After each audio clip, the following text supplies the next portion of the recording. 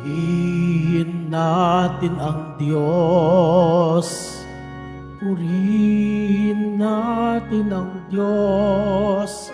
Kabutihan niya ay hindi masusukat, kaya't magbuni ang lahat.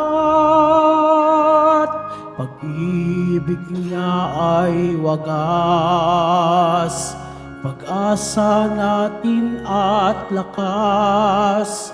Pagpapala niya ay laging bumubuhos. Purihin natin ang Diyos. Simulan na po natin ang ating banal na pagdiriwang sa ngalan ng Ama, ng Anak at ng Espiritu Santo. Amen. Ang pagpapala ng ating Panginoong Hesukristo, ang pag-ibig ng Diyos Ama, at ang pakikipagkaisa ng Espiritu Santo naway sumainyong lahat. At sumayo rin. Mga kapatid, aminin natin ang ating mga kasalanan upang tayo ay maging marapat gumanap sa banal na pagdiriwang na ito. Inaamin ko sa makapangyarihang Diyos At sa inyo mga kapatid, na lubha akong nagkasala sa isip, sa salita, sa gawa, at sa aking pagkukulang.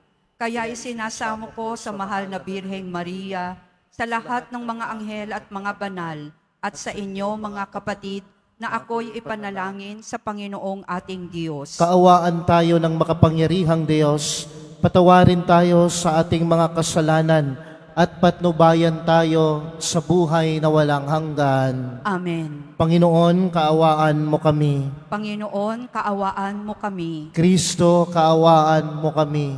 Kristo, kaawaan mo kami. Panginoon, kaawaan mo kami. Panginoon, kaawaan mo kami. Manalangin tayo. Ama naming makapangyarihan, lakas ka ng mga walang inaasahan kundi ikaw. Ang pagluhog namin ay iyong pagbigyan, sapagkat kami ay mga tao lamang na pawang mahihina kapag iyong iniwanan. Kaya naman kami ay lagi mong tulungan upang sa pagtupad ng iyong mga kautusan, ikaw ay aming mabigyang kasiyahan sa aming iniisip at ginagawa araw-araw sa pamamagitan ng Jesucristo kasama ng Espiritu Santo magpa sa walang hanggan. Amen. Magsiupo muna po ang lahat. Pagbasa mula sa ikalawang sulat ni Apostol San Pablo sa mga taga-Korinto. Mga kapatid, tandaan ninyo ito. Ang naghahasik ng kakaunti ay mag-aani ng kakaunti. At ang naghahasik naman ng marami ay mag-aani ng marami.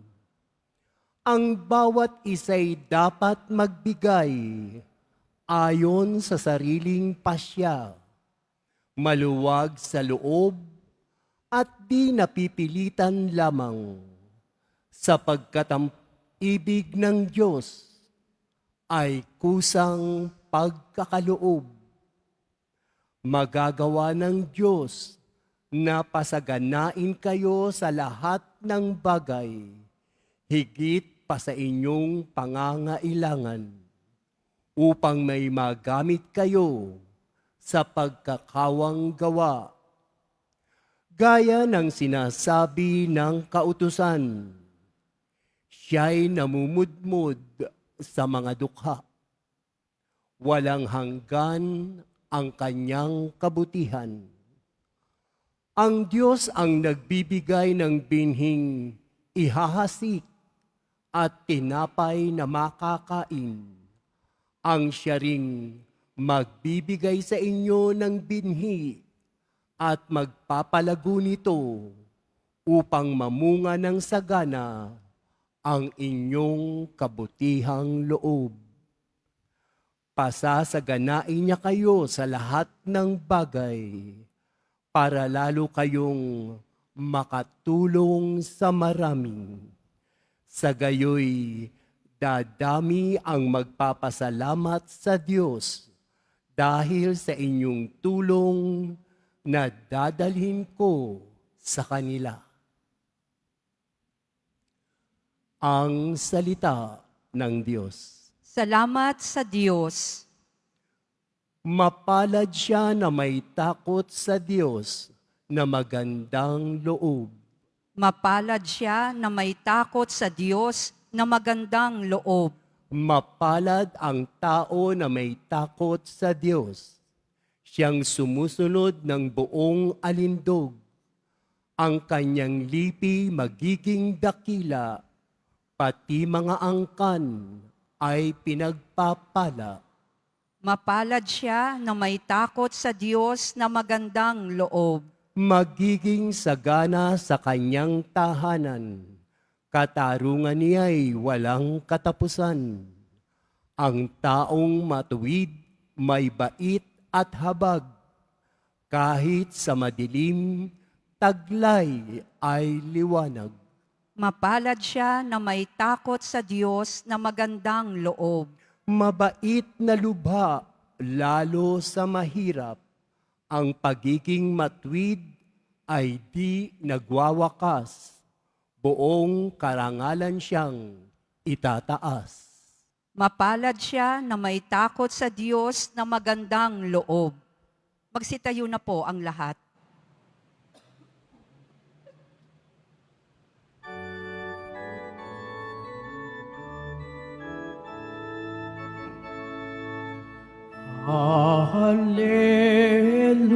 Hallelujah, Hallelujah, Hallelujah,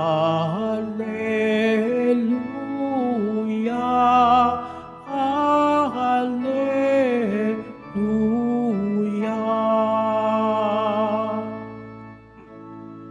Ang sa akin nagmamahal, tutupad sa aking aral, Ama't ako'y mananahan. Hallelujah, Hallelujah, Hallelujah, Hallelujah.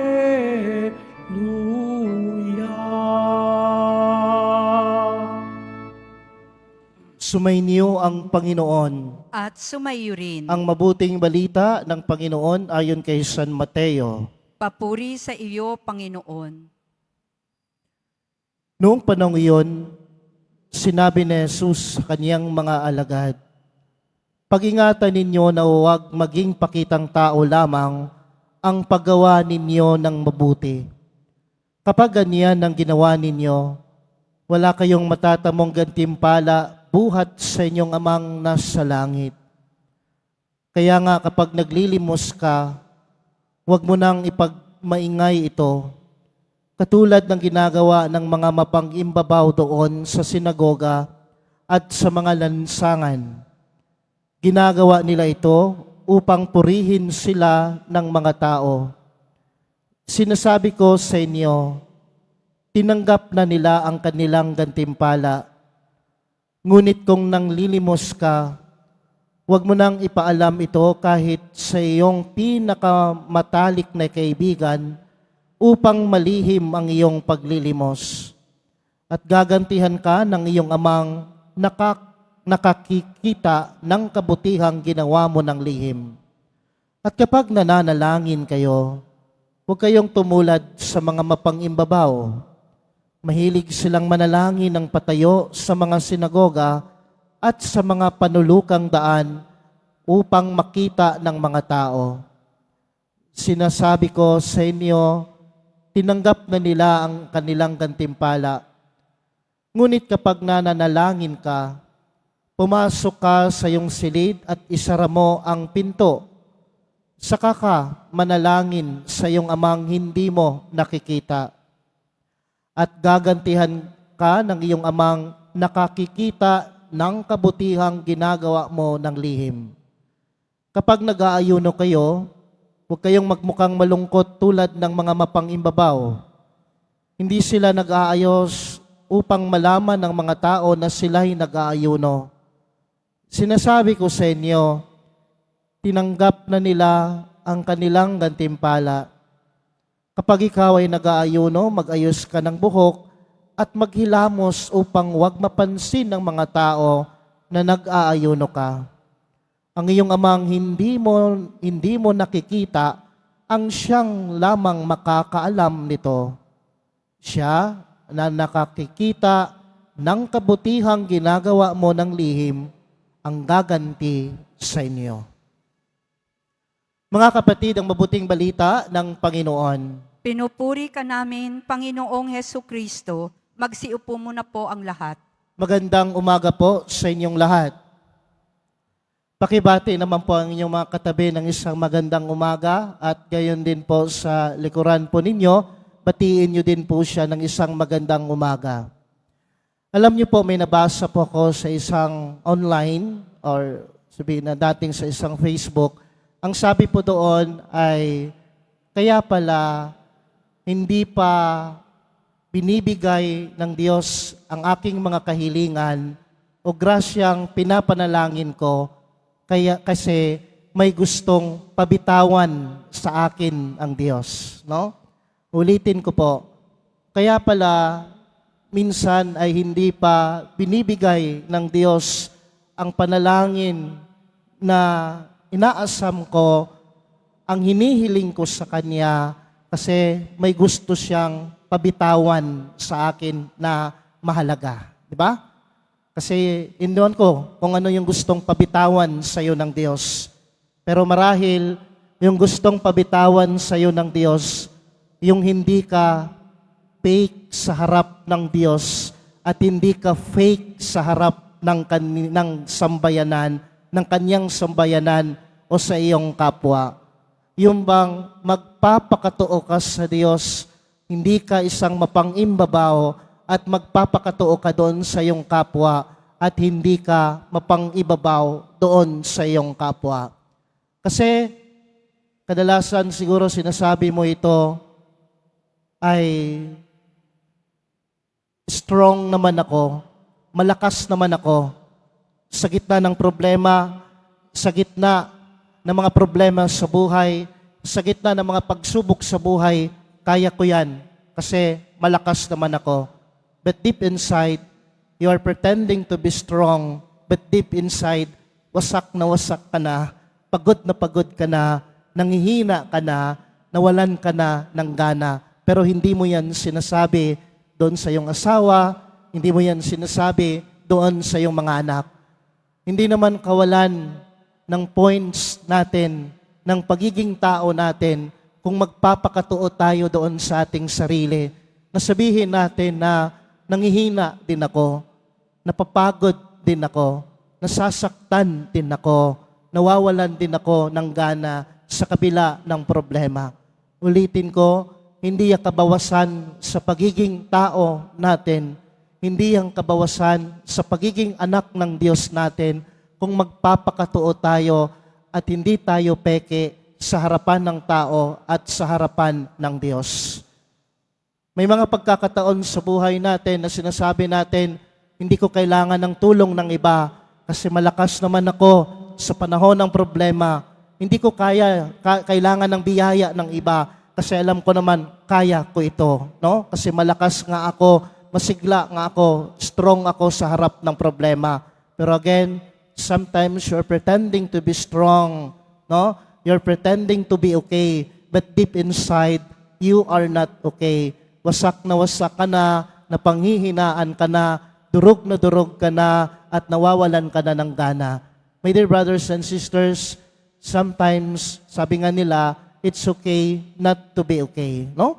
Ipakita mo, sabihin mo, kaysa naman hindi mo ito masabi ang nararamdaman at bigat ng loob doon sa iyong kapwa, sa karelasyon mo, sa asawa mo, sa magulang mo, at sa anak mo. Magpakatotoo ka kung sino ikaw sa harap ng Diyos. Diba? Kadalasan sa dasal natin sa Diyos ay pinapakita ng Diyos sa atin na magpakumbaba ka. Ipakita mo kung ano ikaw, kung ano ang nararamdaman mo. Ayaw ng Diyos ng isang mapang-imbabaw na puso. Ayaw ng Diyos ng isang mapang-imbabaw na kalooban. Ayaw ng Diyos ng isang mapang-imbabaw na kagaya natin. Diba? Gusto ng Diyos magpakatotoo tayo. Bakit po? Kasi sa ating pagbasa ngayon, higit sa lahat sa ating ebanghelyo, sabi ng Diyos, kung gumawa ka ng kabutihan para lamang purihin ka ng iba, para lamang sabihin ng iba na mabait ka, pues natanggap na muna ang iyong gantimpala. Anong gantimpala po yon? Gantimpala na purihin ka ng iba, nang purihin ka ng kapwa. Pero hindi po yan ang nagpapasaya sa Diyos. Hindi po yan ang nagpapaligaya sa Diyos. Kung gusto mong purihin ka ng Diyos, kung gusto mong maging masaya ang Diyos sa iyo, kung magpakabait ka, period.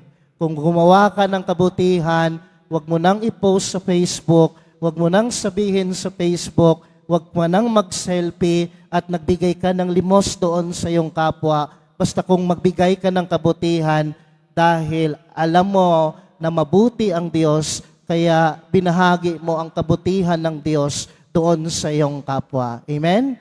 Kapag ikaw ay nagsisimba dito sa Quiapo, kapag ikaw ay nagdadasal, again, huwag mo nang sabihin ito sa iba kung paano ikaw magdasal. Nagigising ka ng 3:00 ng madaling araw para magrosaryo. Gigising ka ng madaling araw para magdasal at magluhod. Tapos ay ipopost mo sa Facebook, sasabihin mo doon sa kapwa mo, itago mo na lang yan. Of course, yung gantimpala na sinabi ng Diyos, yun yung gantimpala na matatanggap mo, papuri na galing sa iyong kapwa, pero hindi ang papuri at gantimpala sa Diyos. Diba?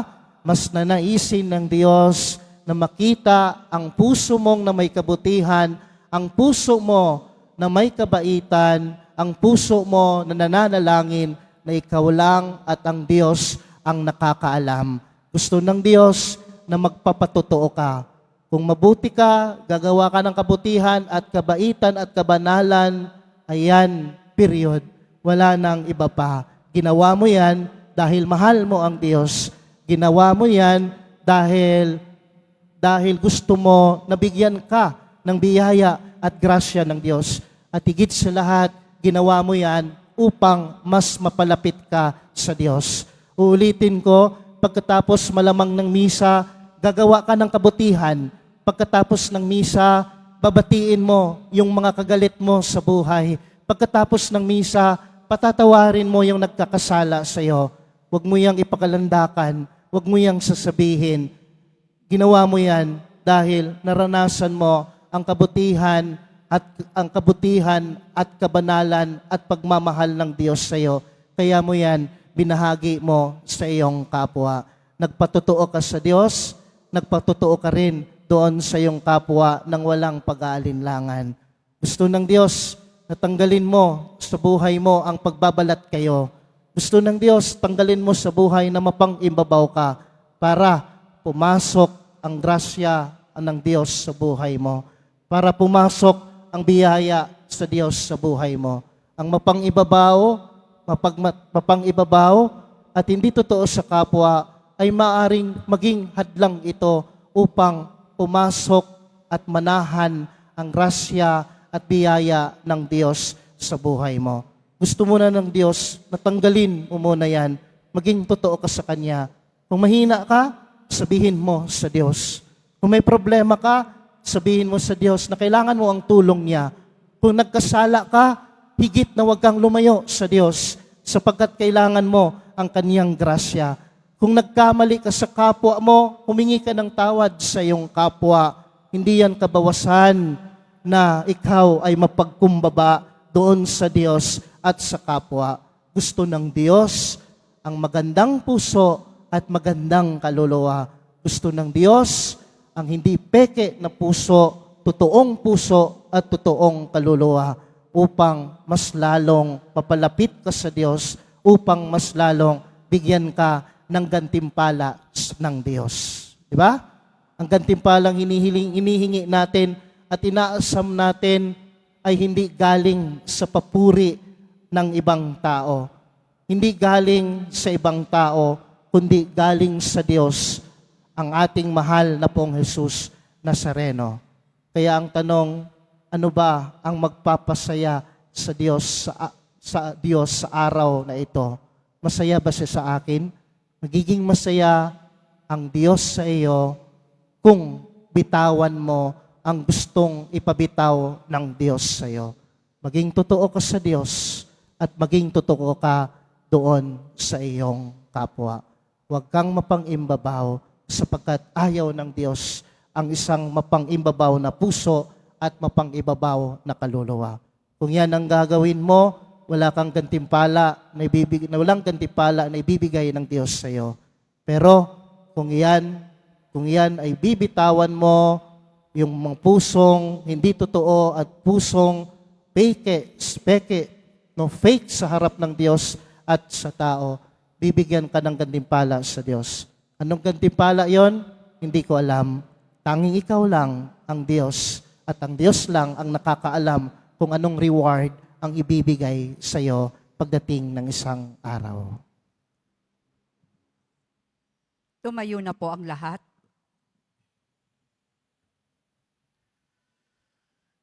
Pagpatuloy po natin ang banal na misa sa panalangin ng bayan. Minamahal kong mga kapatid, manalangin tayo sa Diyos ng katotohanan at pag-ibig para sa mga biyaya ng katotohanan at katapatan sa simbahan at sandaigdigan. Sa bawat panalangin ang ating itutugon, panatilihin mo kaming malinis sa iyong paningin, O Panginoon. Panatilihin mo kaming malinis sa iyong paningin, O Panginoon.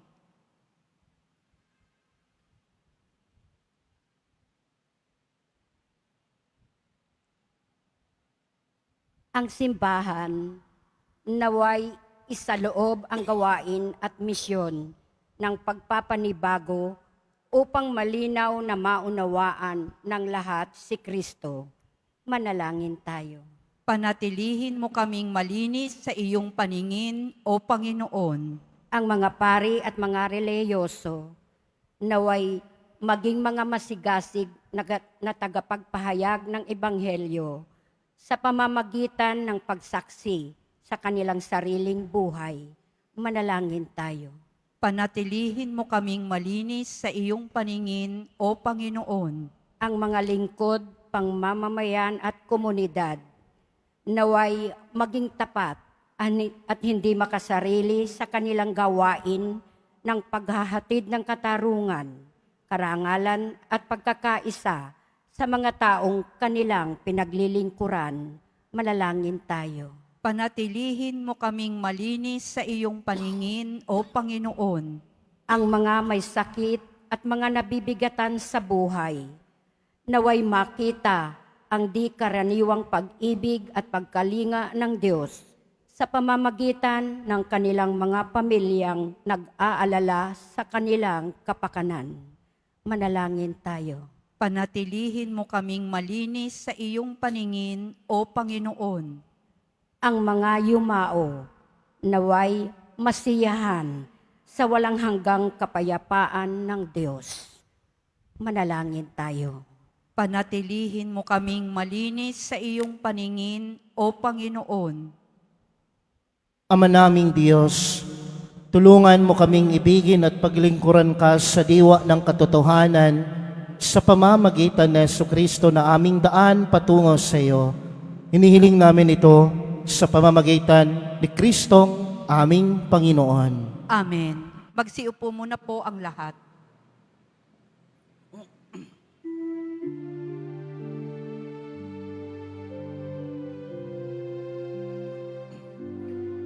Tanggapin ninyo, O Diyos naming Ama, nakayanan naming alay sa inyo. Galing din po sa inyo mga biyaya na ito, tinapay at alak mula sa aming ani. Inyo po nawa itong ikaligaya. Kung mamarapatin po sila'y inyong gawin. Katawan at dugo ng inyong anak, minamahal naming Jesus. Minamahal naming Jesus. Tumayo na po ang lahat. Manalangin kayo mga kapatid upang ang paghahain natin ay kalugdan ng Diyos amang makapangyarihan. Tanggapin nawa ng Panginoon itong paghahain sa iyong mga kamay, sa kapurihan niya at karangalan, sa ating kapakinabangan at sa buong sambayanan niyang banal. Ama naming lumikha, kami ginawa mong may angking katauhan na dapat pakanin at pangalagaan at iyong dinudulutan ng banal na pakikinabang. Ipagkaloob mong kami ay huwag magkulang sa mga iniuukol mo sa aming kapakanan sa pamamagitan ng Jesucristo kasama ng Espiritu Santo magpa sa walang hanggan. Amen. Sumainyo ang Panginoon. At sumayo rin. Itaas sa Diyos ang inyong puso at diwa. Itinaas na namin sa Panginoon. Pasalamatan natin ang Panginoong ating Diyos. Marapat na siya ay pasalamatan. Ama naming makapangyarihan, tunay ngang marapat na ikaw ay aming pasalamatan. Sa iyong paglingap at kagandahang loob, ang tao ay nilikha mo at pinangasiwa sa sansinukob. Sa hangad mong siya'y iwastong lubos, siya'y pinagdusa mo sa kaniyang pagtalikod. Sa iyong paggiliw, iyong ipinahintulot na makabalik siya sa pamamagitan ni Kristo Jesus. Kaya kaisa ng mga anghel na nagsisiawit ng papuri sa iyo, nang walang humpay sa kalangitan, kami ay nagbubunyi sa iyong kadakilaan. Santo, Santo, Santo, Panginoong Diyos ng mga hukbo, napupuno ang langit at lupa ng kadakilaan mo, o sana sa kaitaasan, pinagpala ang naparirito sa ngalan ng Panginoon, o sana sa kaitaasan. Lumuhod po ang lahat. Ama naming banal, ikaw ang bukal ng tanang kabanalan, kaya't sa pamamagitan ng iyong Espiritu gawin mong banal ang kaloob na ito, upang para sa amin ay maging katawan at dugo ng aming Panginoong Hesukristo. Bago niya pinagtiis ang kusang loob na maging handog, hinawakan niya ang tinapay, pinasalamatan kanya, pinaghati-hati niya yon, iniabot sa kanyang mga alagad at sinabi, "Tanggapin ninyong lahat ito at kanin, ito ang aking katawan na ihahandog para sa inyo."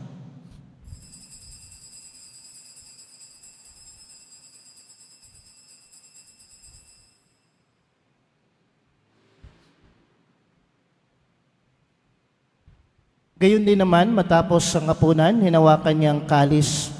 Balikan niya ang pinasalamatan. Iniabot niya ang kalis sa kanyang mga alagad at sinabi, "Tanggapin ninyong lahat ito at inumin. Ito ang kalis ng aking dugo, ng bago at walang hanggang tipan. Ang aking dugo na ibubuhos para sa inyo at para sa lahat sa ikapagpapatawad ng mga kasalanan. Gawin ninyo ito sa pag-alala sa akin."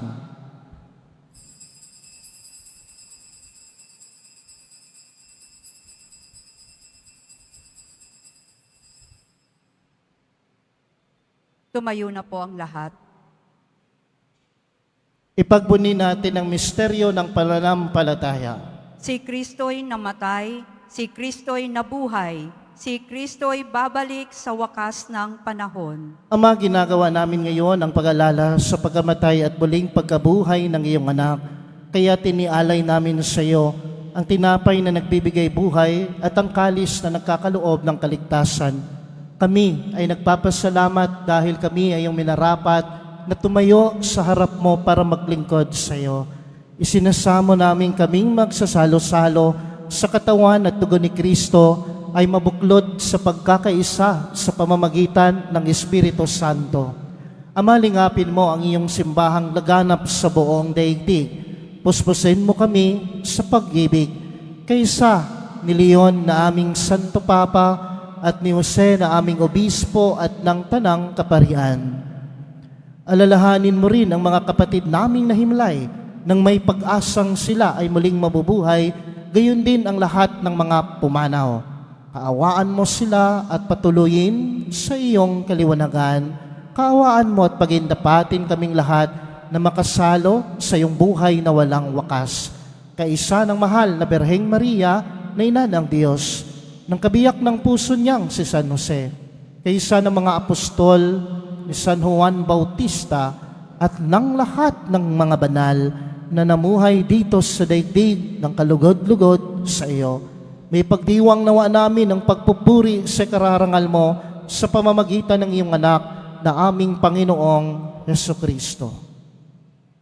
Sa pamamagitan ni Kristo kasama niya at sa Kanya, ang lahat ng parangal at papuri ay sa iyo, Diyos samang makapangyarihan, kasama ng Espiritu Santo, magpa sa walang hanggan. Amen.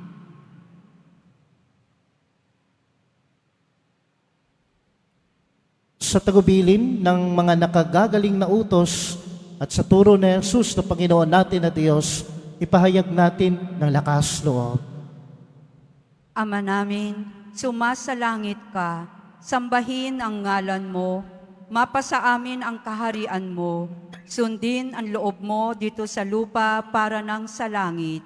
Bigyan mo kami ngayon ng aming kakanin sa araw-araw, at patawarin mo kami sa aming mga sala, para ng pagpapatawad namin sa nagkakasala sa amin, at huwag mo kaming ipahintulot sa tukso, at iadya mo kami sa lahat ng masama. Hinihiling namin kami, Diya, sa lahat ng masama, pagkalooban ng kapayapaan araw-araw, iligtas sa kasalanan at ilayo sa lahat ng kapahamakan, samantalang aming pinananabikan ang dakilang araw ng pagpapahayag ng tagapagligtas naming sa Hesus Kristo. Sapagkat iyo ang kaharian at ang kapangyarihan at ang kapurihan magpakailanman. Amen. Panginoong Hesus Kristo, sinabi mo sa iyong mga apostol, kapayapaan ang iniiwan ko sa inyo, ang aking kapayapaan ang ibinibigay ko sa inyo. Tungayan mo ang aming pananampalataya at huwag ang aming pagkakasala. Pagkalooban mo kami ng kapayapaan at pagkakaisa ayon sa iyong kalooban, kasama ng Espiritu Santo, magpa sa walang hanggan. Amen. Ang kapayapaan ng Panginoon ay laging sumainyong lahat. At sumayo rin. Magbigayan tayo ngayon ng kapayapaan sa isa't isa. Peace be with you. Kordero ng Diyos na nag-aalis ng mga kasalanan ng sanlibutan, maawa ka sa amin. Kordero ng Diyos na nag-aalis ng mga kasalanan ng sanlibutan, maawa ka sa amin. Kordero ng Diyos na nag-aalis ng mga kasalanan ng sanlibutan, ipagkaloob mo sa amin ang kapayapaan. Lumuhod po ang lahat. Narito ang kordero ng Diyos na nag-aalis ng mga kasalanan ng sanlibutan. Mapalad ang inaanyayahan sa kaniyang piging. Panginoon, hindi ako karapat-dapat na magpatuloy sa iyo, ngunit sa isang salita mo lamang ay gagaling na ako.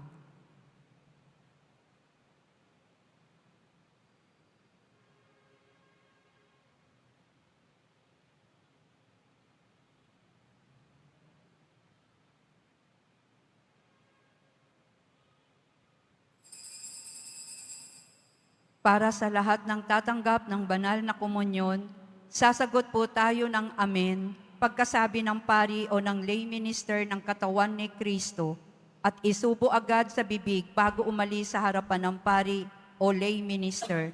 Sumunod po tayo.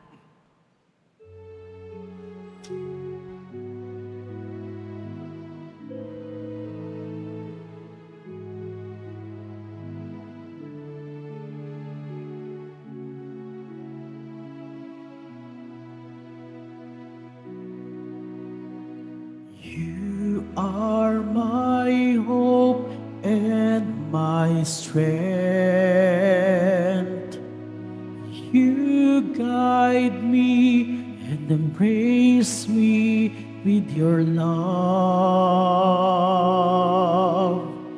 You gave your life to save me from sins. Jesus, my Savior, my Lord.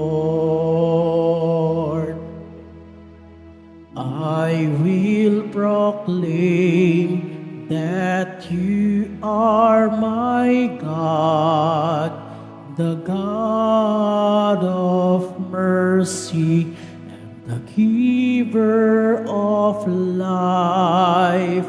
I will submit my life to you, to serve you with all of my heart.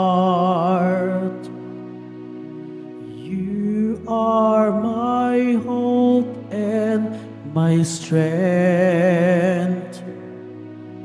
You guide me and embrace me with your love. You gave your life to save me from sins. Jesus, my Savior, my Lord.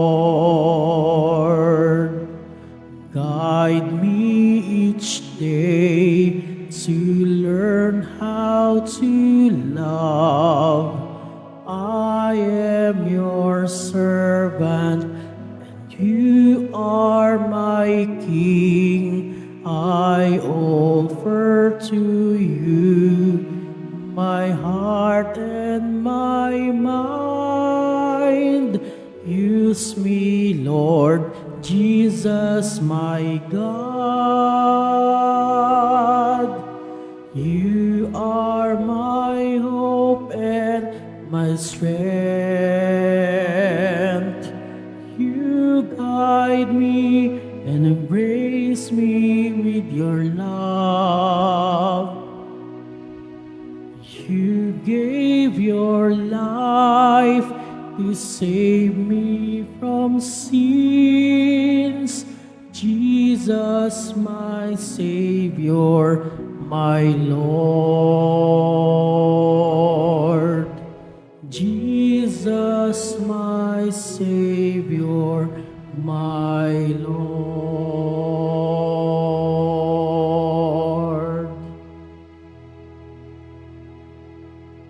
Old. Handog sa kapistahan ng kapanganakan ni San Juan Bautista. Sa mga nagnanais, maari kayong pumunta sa parish office ng parokya na matatagpuan sa ground floor ng Cardinal Sin Building mula 8 ng umaga hanggang 5 ng hapon. Para sa mga katanungan at detalye, maaari kayong mag-message o pumunta sa FB page ng parokya. Ang huling pagpapatala o pagpapalista ay sa June 18, 2025, Miyerkules. Paalala sa mga nagsisimba, pagkatapos ng misa, wiwisikan po ang lahat ng banal na tubig. Pinakikiusapan ng lahat na manatili lamang muna sa inyong mga lugar. Tanging sa Quezon Boulevard o Plaza San Juan lamang ang labasan ng lahat. Sumunod po tayo. Maraming salamat po sa inyong pagdalaw at pagsisimba sa Basilica Menor at Pambansang Dambana ni Jesus Nazareno. Tumayo na po ang lahat. Manalangin tayo. Ama naming mapagmahal, ang pinagsaluhan naming banal na pakikinabang na nagpahiwatig sa iyong pakikiisa sa tanang naritong nakikipagdiwang ay magdulot nawa ng pagkakaisa sa iyong sambayanan sa pamamagitan ng Jesucristo kasama ng Espiritu Santo magpa sa walang hanggan. Amen. Sumainyo ang Panginoon. At sumayo rin. Pagbabasbas. Mahal na pong Jesus Nazareno, inihayag mo sa pamamagitan ng krus ang walang maliw na pag-ibig ng Diyos sa sangkatauhan. Pakinggan mo ang kahilingan, lalo na para sa mga nangangailangan ng iyong tulong at awa. Makamtanawa namin ang iyong kasagutan ng may utang na loob na tinatanaw. Basbasan din po ninyo ang mga imahen at dasalan upang lalo kaming manalangin at magtiwala. Sa pamamagitan ng bendisyon na ito, naway lalo kaming maging mapaglingkod, masunurin at tapat sa iyo na aming maluwalhating Panginoon magpa sa walang hanggan. Amen. Pagpalain kayo ng makapangyarihang Diyos, ang Ama, ang Anak at ng Espiritu Santo. Amen. Tapos na ang pagdiriwang ng banal na misa, humayo kayong taglay ang kapayapaan ng Poong Jesus Nazareno. Salamat sa Diyos.